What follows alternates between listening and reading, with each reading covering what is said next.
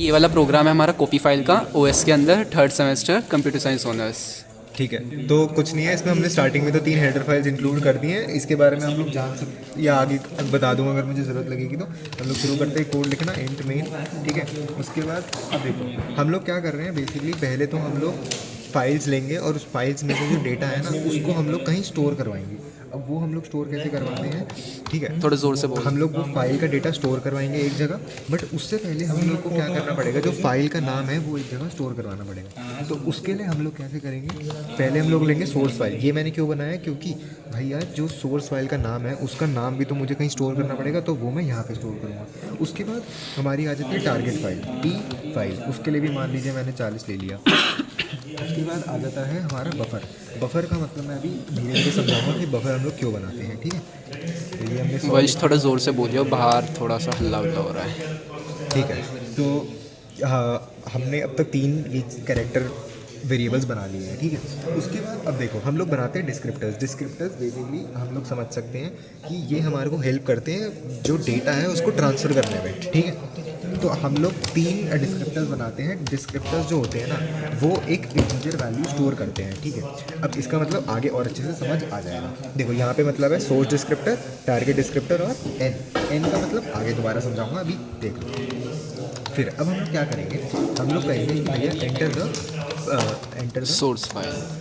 Source file name. Source file name enter कर दो। ठीक है भैया, और हम लोग क्या करेंगे कि उस फाइल के नाम को इसमें डलवा दें। समझ आया ये हमने क्यों बनाया था? इनपुट करा दिया। अब दिक्कत आती है कि भैया ये सोर्स फाइल खुल रही है या नहीं, तो वो हम लोग कैसे चेक करते हैं? वो हम लोग चेक करते हैं डिस्क्रिप्टर्स की वजह से। ठीक है। डिस्क्रिप्टर्स एक इंटीजर वैल्यू होते हैं। देखो हम लोग क्या लिखते हैं, हम लोग चेक करते हैं एच डी इक्वल टू, तुम लोग फाइल को पहले ओपन करके देखो फाइल ओपन हो रही है या नहीं, यानी कि हमें कौन सी फाइल ओपन करनी है, हमें कौन सी फाइल ओपन करनी है, एस फाइल ओपन करनी है। हमने लिखा एस फाइल। फिर हमें किस मोड में करनी है, रीड ओनली। हमें रीड ओनली मोड में फाइल को ओपन करनी है। आर डी मतलब रीड, ओनली मतलब ओनली। ठीक है, ठीक है। अब हम लोग कह रहे हैं कि भैया जब ये जो है ये इसकी जो वैल्यू है, यानी कि देखो यहाँ पर जो एस डी की वैल्यू आएगी वो जो है अगर वो लेस दैन 0 आ जाती है। देखो एस डी जो होता है वो एक इंटीजर वैल्यू स्टोर करता है। ओपन फाइल क्या करता है, जैसे ही ये फाइल ओपन हो जाएगी तो वो हमारे को ग्रेटर दैन 0 एक वैल्यू रिटर्न करेगा जो कि बताएगा कि भैया हमारी फ़ाइल ओपन हो गई है। बट अगर फाइल नहीं ओपन हुई तो लेस दैन 0 वैल्यू रिटर्न करेगा। तो अब हम लोग चेक कर रहे हैं कि भैया क्या इसकी वैल्यू जो है एस डी की वो लेस दैन 0 है। तो अगर ऐसा है तो क्या करो, सी आउट कर दो, तो copy error opening the source file.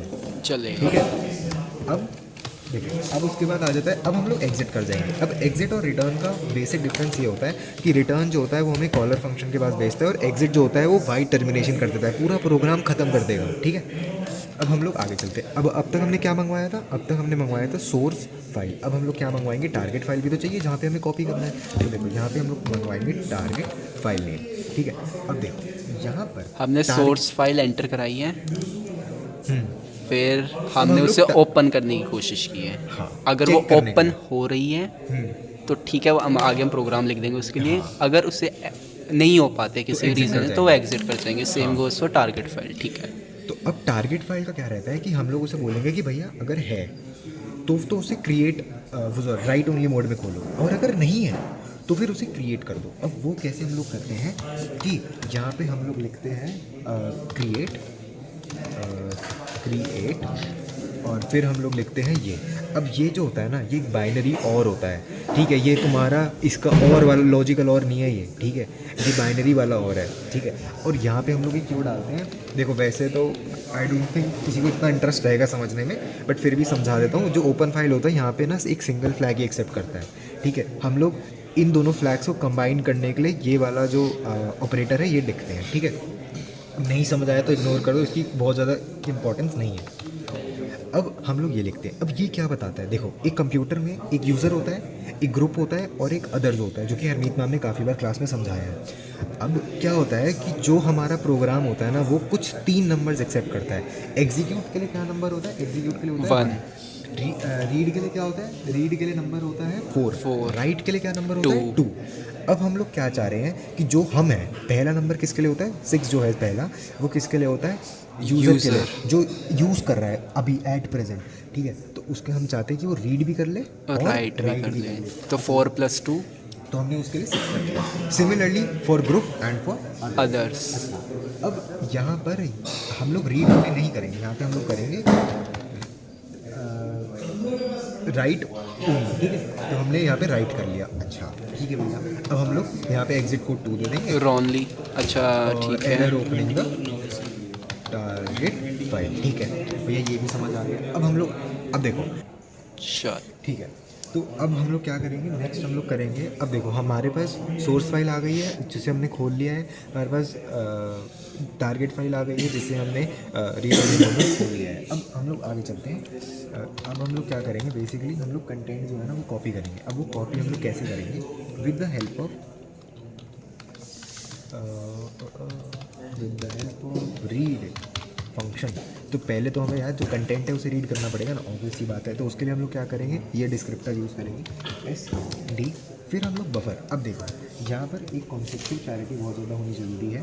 जो बफर होता है ना, जहाँ पे 1 2 3 हाँ, 4 तो भाई पॉज हो गई थी वीडियो। बफर हम लोग इसलिए बनाते हैं क्योंकि हम लोग चाहते हैं कि बफर बेसिकली एक इंटरमीडिएट ब्लॉक की तरह ऐड करता है, जहाँ पे हम लोग सोर्स फाइल से कंटेंट उठाते हैं, बफर में डालते हैं, फिर हम लोग बफर से कंटेंट उठाते हैं और टारगेट फाइल में डालते हैं। ऐसा हम लोग इसलिए करते हैं क्योंकि C++ इतना एबल नहीं होता कि वो डायरेक्टली ट्रांसफ़र कर सके, इसलिए हम लोगों को एक इंटरमीडिएट ब्लॉक चाहिए होता है। ठीक, इतना समझ आ गया होगा आई होप। अब विशु भाई ने एक बहुत ही प्यारा डाउट पूछा कि यार यहाँ पर तो हम लोग रीड ओनली कर रहे हैं, बट साला यहाँ पर हम लोग 2 परमिशंस क्यों दे रहे हैं, रीड और राइट। वहाँ पे राइट ओनली कर रहे हैं। हाँ, यहाँ पे हम लोग सिर्फ राइट ओनली कर रहे हैं, बट यहाँ पे हम लोग 2 परमिशन क्यों दे रहे हैं भाई, बहुत बढ़िया डाउट है। अब देखो जब हम लोग करंट प्रोग्राम चला रहे हैं ना, तब हम लोग चाहते हैं कि अभी हम लोग सिर्फ राइट करें और कुछ ना करें, बट इन फ्यूचर भाई हम लोग जब कॉपी कर रहे हैं तो हम लोग कॉपी तो इसलिए करें ना कि जो टारगेट फाइल है उसको कभी इन फ्यूचर रीड कर सके। इसीलिए हम लोग कर रहे हैं कि भाई इसमें राइट भी कर सकते हो, रीड भी कर सकते हो, इन फ्यूचर ज़रूरत पड़ती है तो इसको रीड भी कर लेना, ठीक है। I hope the doubt is clear. हाँ जी सर। ठीक है, अब हम लोग आगे चलते हैं। अब हम लोग कहेंगे कि भैया SD फाइल में से रीड करो, बफर में डालो, और कितना रीड करो, साइज ऑफ एक फंक्शन होता है, ठीक है, और बफर का साइज, जितना बफर का का साइज कितना है 100 जितना रीड कर लो भाई, बढ़िया बात है। अब देखो, अब ये जो है ये क्या रिटर्न करता है, जब भी हम लोग कुछ रीड करते हैं ना तो वो नंबर ऑफ कैरेक्टर्स रेड जो है रिटर्न करता है, ठीक है। फिर हमने क्या करा, इस पूरे को डाल दिया एक ब्रैकेट में। अब इस पूरे को हमने ब्रैकेट में क्यों डाला भाई, ये डाउट आना चाहिए आप लोगों के मन में, नहीं आ रहा है तो आना चाहिए, ठीक है। हमने डाल दिया इसको एक ब्रैकेट में, यहाँ पे एक ब्रैकेट कम हो गया, ठीक है। हमने इसको ब्रैकेट में इसलिए डाला क्योंकि हम चाहते हैं इसकी जो वैल्यू है वो तभी तक रीड करे जब तक फाइल में कुछ कंटेंट है। एक बात बताओ, यहाँ पर जैसी फाइल में कंटेंट कम होगा ना तो फिर ये कुछ रीड ही नहीं कर पाएगा, यानी कि जो रीड कंटेंट होगा वो इक्वल टू 0 होगा ना, तो फिर ये वाइल लूप रुक जाएगा। हम लोगों को तो चलाना ही तब तक है जब तक फाइल में कंटेंट है। तो हमने ये चलाया, फिर हम लोग कह रहे हैं इफ़ राइट, इफ़ सही है ना, हाँ, if right TD buffer and. इसका मतलब भाई जो रीड करा है वो इसमें है, उतने नंबर्स है ना इसमें, कंटेंट बफर में है, याद रखना। एन के अंदर कंटेंट नहीं है, एन के अंदर नंबर ऑफ कितना रीड करा है, कितने कैरेक्टर्स रीड करे हैं वो है। तो हमने कहा कि भैया बफर में से इसके अंदर डाल दो, कितना डालो, एन जितना डालो, जितने रीड किए हाँ उतने डाल दो, और जितने रीड किए हैं जो एन में डल गए उन्हें राइट कराना है हमें। हाँ भाई सही बात है, चलो चला दिया। अब देखो ये जो फंक्शन है ना ये राइट कर रहा है, हम लोग इफ़ कंडीशन के अंदर जा कर के राइट कर रहे हैं, ठीक है। अब एक आप लोगों के मन में डाउट आना चाहिए कि भैया चलो ये तो समझ आ गया, बिल्कुल सही बात, हमने ये क्यों लिखा है। अब देखो जो राइट फंक्शन है ना, मान लो हमने 5 कैरेक्टर्स राइट करे हैं तो वो 5 रिटर्न करेगा, और जब वो रिटर्न कर देगा यानी कि हम जहाँ पे हमने राइट करा 5 अक्षर राइट करे तो वो 5 रिटर्न कर देगा। फिर हम लोग चेक करेंगे अगर वो अबे राइट करे तो वो रिटर्न करेगा 5। तो अगर अब वो 5 के बराबर नहीं है तो कुछ दिक्कत आ रही है, ठीक है, वो दिक्कत नहीं आनी चाहिए। अगर ये इफ़ कंडीशन सेटिस्फाई नहीं होती है इसका मतलब सब कुछ सही चल रहा है। अगर सेटिस्फाई हो गई यानी कि 5 तो लिखे बट ये 5 के इक्वल नहीं है, यानी कि कुछ जितने वो रिटर्न करा रहे हैं उतने वो राइट नहीं कर रहा। हाँ, तो हम लोग क्या करेंगे कि भैया गड़बड़ हो गई ना, तो फिर एक Error. काम करो, एरर राइटिंग टू फाइल, ठीक है, और फिर क्या करो सी आउट टी फाइल, या अब यहाँ पे हम लोग क्या प्रिंट करवा रहे थे, बेसिकली हम लोग उसे कह रहे हैं कि फाइल नेम प्रिंट करवा दो और एग्जिट कर जाओ 3, ठीक है। ठीक है। अब अगर हम लोग इस फाइल लूप से साधारण तरीके से वापस आ जाते हैं, मतलब सही से राइट कर तो देते हैं, सारी तो चीज़ फिर हाँ। हम लोग क्या करेंगे, अब हम लोग करेंगे SD को क्लोज, सिमिलरली जो files open की है उसको close कर दो। TD को क्लोज कर देंगे, फिर हम लोग कह सकते हैं फाइल क्लोज्ड सक्सेसफुली, नहीं क्लोज नहीं, कॉपीड लिखते हैं, हाँ कॉपीड सक्सेसफुली, फिर रिटर्न 0। अच्छा अब कुछ पॉज कर, या ठीक है। अच्छा तो अब ये प्रोग्राम तो देखो यहीं तक था। अब कुछ लोगों के मन में और चुल होती है कि भैया हमें और समझाओ चीज़ें। तो देखो मैंने स्टार्टिंग में कहा था कि ये जो हेडर फाइल्स हैं हम लोग ऐड करते हैं। ये क्यों ऐड करते हैं देखो समझा देता हूँ। ये वाली जो हेडर फाइल होती है ना FCNTL, ये हम लोग करते हैं ओपन कमांड के लिए। जो हमने यहाँ पे ओपन कमांड यूज़ करी ना यहाँ पे ठीक है। ये कमांड हमारे को इस हेडर फाइल से मिलती है। अब जो तीसरी हेडर फाइल है, ये हेडर फाइल हमें क्या कमांड क्या फंक्शन देती है, रीड राइट और क्लोज, रीड राइट और यहाँ पे क्लोज, ये इसकी वजह से आ रही है। ठीक है। अब भैया एक और होता है कि भैया TD है क्या, SD है क्या, डिस्क्रिप्टर होता क्या है, इसके बाद जो इंटीजर आ रहा है वो आ कैसे रहा है। तो भैया देखो file descriptor is simply an index और a slot number into the kernel's table of open file for that process. देखो हमने आगे ओपन फाइल्स के बारे में बहुत कुछ पढ़ा है, तो उसमें हमें पता चलता है कि ओपन फाइल्स का एक इंडेक्स होता है जो कि हमारे पास रिटर्न होकर आता है, और वो इंडेक्स जो होता है वो ओपन फाइल टेबल का होता है, तो वो होता है डिस्क्रिप्टर। ठीक है। अब मैंने आपको सारा ज्ञान दे दिया है ओपन फाइल से रिलेटेड। कुछ डाउट एग्जिट फंक्शन किस में आता है? एग्जिट फंक्शन किस में आता है? किस कौन सा एग्जिट फंक्शन? एग्जिट फंक्शन तो आयोस्ट्रीम का ही है, मतलब C++ का है। इन दोनों हेडर फाइल्स में नहीं होता वो। यार एग्जिट फंक्शन किसी दूसरे में आता था यार, IOStream में नहीं है। विधि में हमने दूसरा बताया था एक। हाँ तो विशु भाई ने बहुत बढ़िया डाउट पूछा कि भैया एग्जिट फंक्शन किस लाइब्रेरी हेडर फाइल में होता है, तो उसके लिए हमें ये वाली हेडर फाइल यूज़ करनी पड़ती है, इससे हमें मिलता है एग्जिट ठीक है। फंक्शन। एक ब्रीफ समरी दे दे पूरे प्रोग्राम की, पहले क्या किया फिर ये सारी। ठीक है, तो अब स्टार्ट करते हैं। यहाँ पे हमने बेसिकली दोनों फाइल्स के लिए हमने एक वेरिएबल बनाया और बफर बनाया जिसमें हम लोग फाइल कंटेंट डालते हैं। फिर हमने यहाँ पे डिस्क्रिप्टर्स बनाया और n बनाया, जिसके अंदर हम ये बताते हैं कि हमने कितने कैरेक्टर्स रीड करे और कितने कैरेक्टर्स राइट करे। फिर हमने सोर्स फाइल नेम मंगवाया, उसके अंदर हमने s फाइल के अंदर डाल दिया। फिर हमने चेक करा, अगर गड़बड़ है तो एग्जिट कर जाओ, गड़बड़ नहीं है तो आगे चलो। फिर हमने कहा कि टारगेट फाइल नेम दे दो, हमने T फाइल में डाल दिया, यहाँ पे T फाइल आना चाहिए, T फाइल में डाल दिया टारगेट फाइल।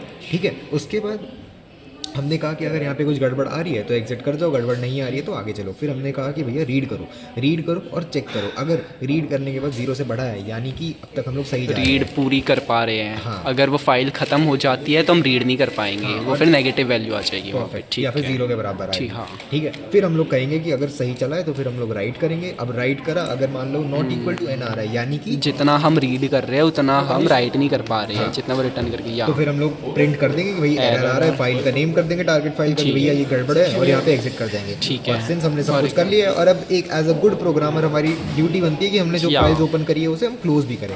तो हमने उसे क्लोज कर दिया, और ये यहाँ पे 3 हेडर फाइल्स हमने एक्स्ट्रा इंक्लूड करी हैं, और यहाँ पे हमारी आयोस्ट्रीम फाइल एक और। ठीक है, ओके। तो देखो हमारी जो पूरी फाइल है वो एकदम बढ़िया तरीके से चमक गई है। ठीक है, तो यही हमारा कॉपी वाला प्रोग्राम हो चुका है।